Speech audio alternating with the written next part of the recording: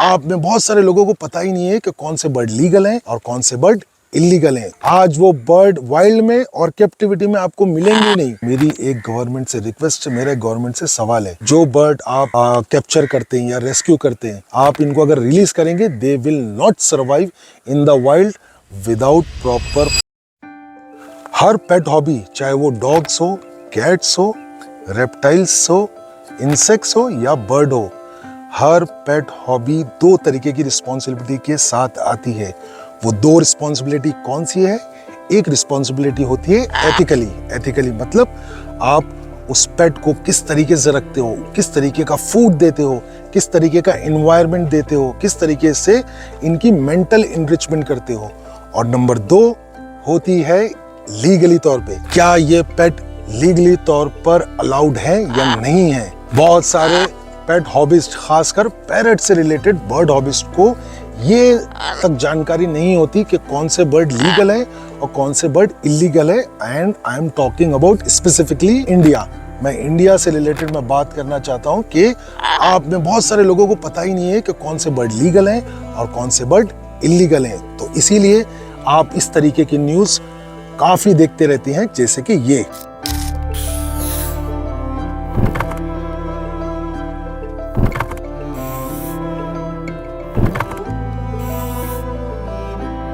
मेरा नाम है शेख तनवीर और आज की वीडियो में हम लोग बात करने वाले हैं कौन से बर्ड इंडिया में लीगल है और कौन से बर्ड इंडिया में इलीगल है, और जो बर्ड इलीगल है उसके पीछे रीजन क्या है कि ये बर्ड को इंडिया में बैन किया गया है। अगर आपके पास ये इलीगल बर्ड्स हैं या फिर आपको सड़क पे या कहीं और ये इंजर्ड बर्ड मिले तो आपको क्या करना है, और गवर्नमेंट इस बारे में क्या एक्शन ले रही है या गवर्नमेंट का क्या प्लान है इन इलीगल पैरट्स को रेस्क्यू करने के बाद।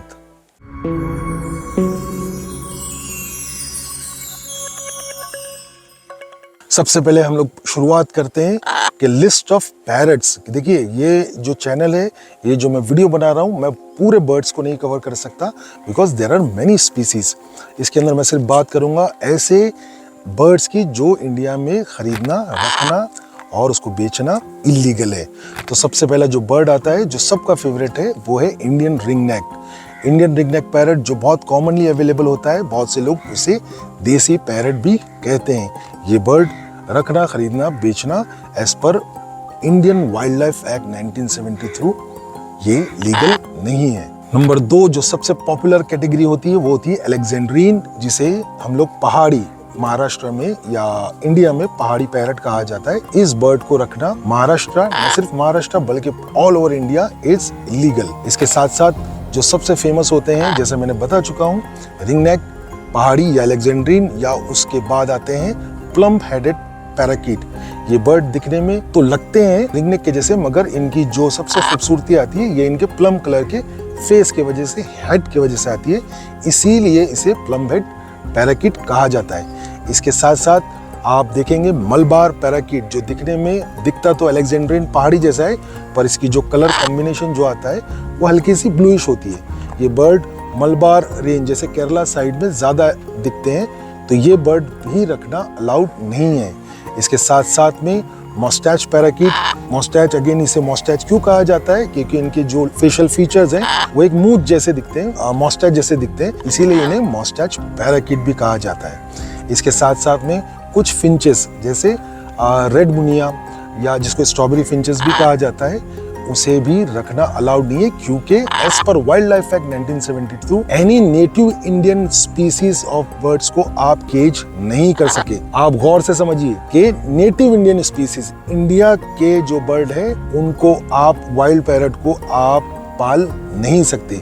इसके अंदर बहुत सारी लिस्ट है, मगर मैं जो ज़्यादा फोकस करना चाह रहा हूँ कॉमनली जो अवेलेबल, जो बार बार मुझे मैसेजेस इंस्टाग्राम पे और फेसबुक पे आते हैं और यूट्यूब पे आते हैं, और बहुत सारे लोग जैसे पाकिस्तान, बांग्लादेश, दूसरी कंट्री जहाँ ये सब बर्ड रखना अलाउड है, मगर इंडिया के अंदर ये चीज़ें, ये बर्ड रखना अलाउड नहीं है। अब थोड़ा सा इस बात को हम लोग समझने की कोशिश करते हैं कि ये चीज़ें इलीगल क्यों हैं, इन चीज़ों को रखना पे पाबंदी क्यों है। देखिए, जिस तरीके की एक कंट्री है उसका एक कल्चर होता है, वो कल्चर के अंदर बहुत सारी चीज़ें आती हैं। जैसे वहाँ के मंदिर, वहाँ के मस्जिद, जैसे ताजमहल हो गया या दूसरी फेमस मंदिर हो गई या दूसरी हेरिटेज साइट हो गई। हर कंट्री अपनी कल्चर को संभाल के रखना चाहती है और उस कल्चर के अंदर फ्लोरा और फाउना भी आता है। फ्लोरा और फाउना मीन्स वहाँ के जंगलात, वहाँ के जंगल, वहाँ के फॉरेस्ट और वहाँ के सारे एनिमल और बर्ड्स। तो हर कंट्री चाहती है कि हमारे कल्चर के साथ हमारी फ्लोरा और फाउना को भी बचा के रखा जाए। इसके पीछे रीजन क्या है?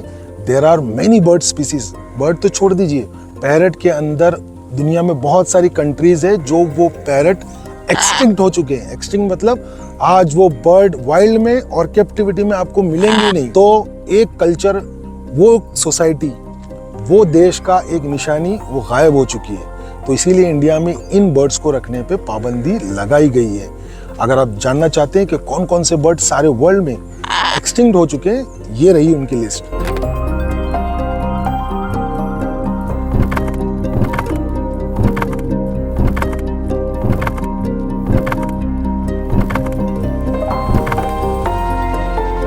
और उसी तरीके से हमारे इंडिया के जितने भी पैरट्स होते हैं वो एक इकोसिस्टम में बहुत इंपॉर्टेंट रोल अदा करते हैं। अगर आप सोचिए, एक इंडियन रिंगनेक, एक पहाड़ी पैरट जो किसी पेड़ से कोई फ्रूट खाता है, वो फ्रूट खाने के बाद उसकी सीड्स वो हर जगह बिखरा के चलता है या वो अपने नेस्ट तक लेके जाता है। तो उस वजह से फॉरेस्टेशन होता है, उस वजह से एक पैरट हेल्प करता है एक ट्री को ग्रो होने। तो ये बर्ड काम आते हैं एक कंट्री के इकोसिस्टम में, इसीलिए इन बर्ड्स पे पाबंदी और बैन लगाया गया है।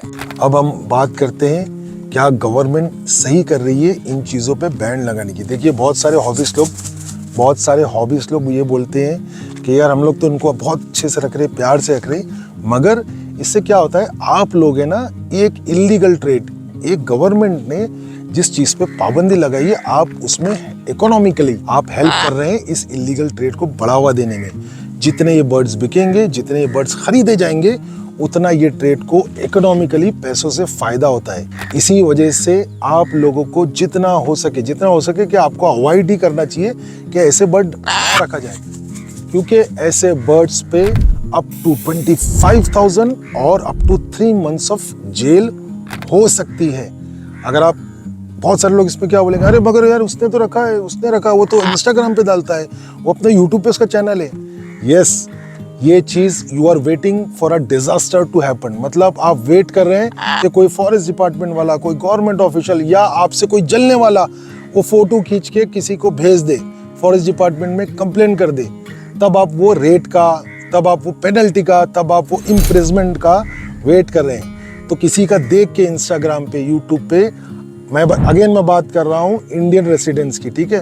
पाकिस्तान में दूसरी जगह ये सब चीजें अलाउड है, मगर एज एन इंडियन सिटीजन ये मेरी रिस्पॉन्सिबिलिटी होती है कि आप लोगों को लॉ ऑफ द लैंड की रिस्पेक्ट करा जाए। गवर्नमेंट ने मना किया है तो आप मत रखिए। अब as a pet hobby, as a bird hobbyist, as a bird trainer, मेरी एक गवर्नमेंट से रिक्वेस्ट, मेरे गवर्नमेंट से सवाल है, जो बर्ड आप कैप्चर करते हैं या रेस्क्यू करते हैं, आपके पास कोई कॉम्पिटेंट अथॉरिटी या ऐसे लोग हैं जिनको पता है कि बर्ड को रेस्क्यू करने के बाद रिहेबिलिट करना और उनको फिर से ट्रेन करना वाइल्ड में रहने की।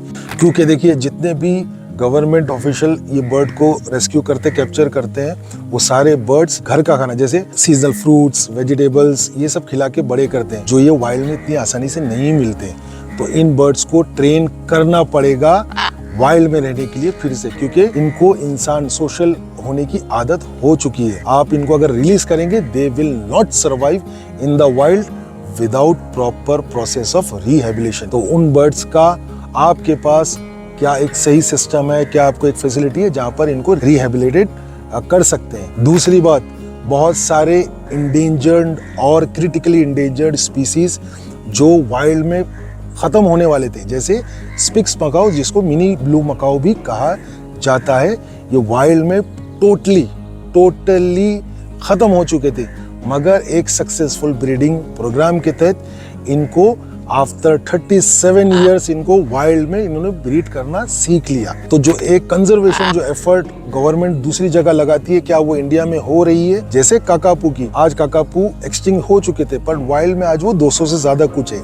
सेम विथ स्पिक्स मकाऊ जो वाइल्ड में टोटली तौर पे बंद हो चुके थे, मगर ब्राजील की गवर्नमेंट ने मिलके, दूसरी गवर्नमेंट ने मिलकर इस बर्ड्स को कैप्टिविटी के अंदर ब्रीड करके वाइल्ड में रिलीज किया। जैसा मैंने बताया 37 इयर्स के बाद इन्होंने वाइल्ड में सक्सेसफुली ब्रीड करा है, कैप्टिविटी में नहीं, खुद से वाइल्ड में इनको किया है।